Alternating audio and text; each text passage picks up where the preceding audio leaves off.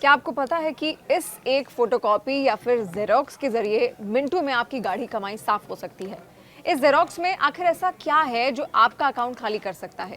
एक आधार कार्ड का जेरोक्स है, जैसा आप ध्यान से देख रहे हैं, और आपने भी कई बार कई जगह अपने आधार का नंबर शेयर किया होगा।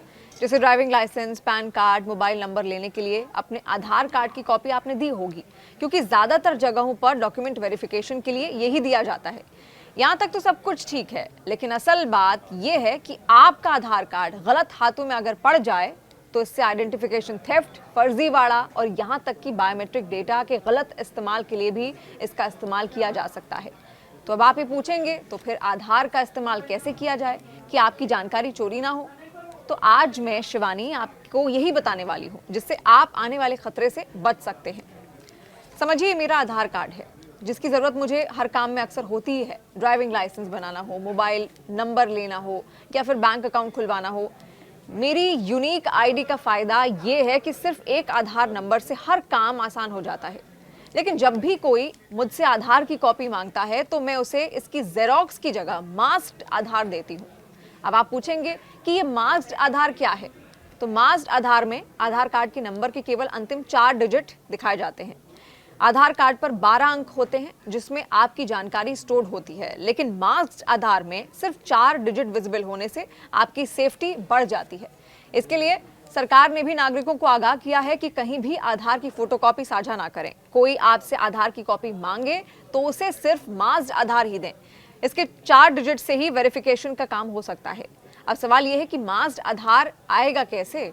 तो आपको मैं बता दूं कि आधार की वेबसाइट पर आप जाएंगे तो वहां से मास्क्ड आधार को आसानी से आप डाउनलोड कर सकते हैं। और अगर आपको आधार को ऑफलाइन वेरीफाई करवाना हो तो आपको एम आधार मोबाइल एप्लीकेशन में QR कोड स्कैनर का उपयोग करके ई आधार का आधार पत्र या फिर आधार PVC कार्ड पर QR कोड को स्कैन कर सकते हैं।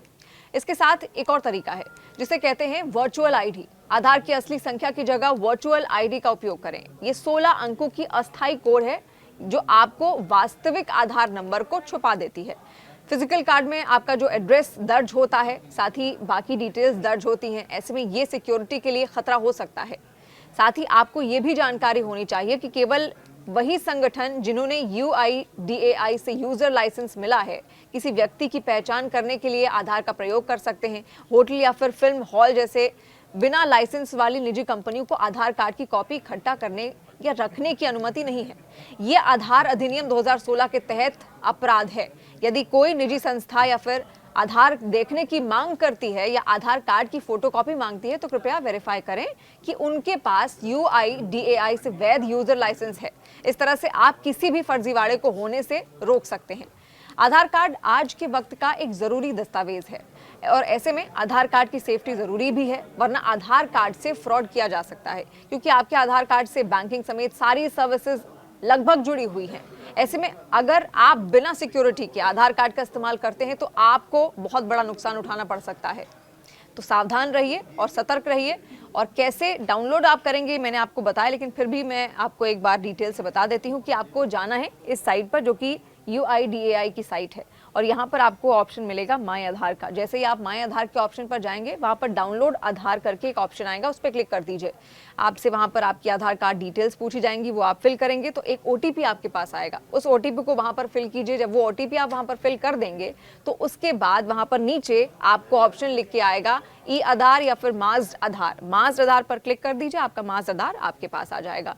तो अब से कभी भी अगर आपसे कोई आधार कार्ड मांगे तो उसको आपको मास्क्ड आधार देना है, ना कि उस आधार की फोटोकॉपी।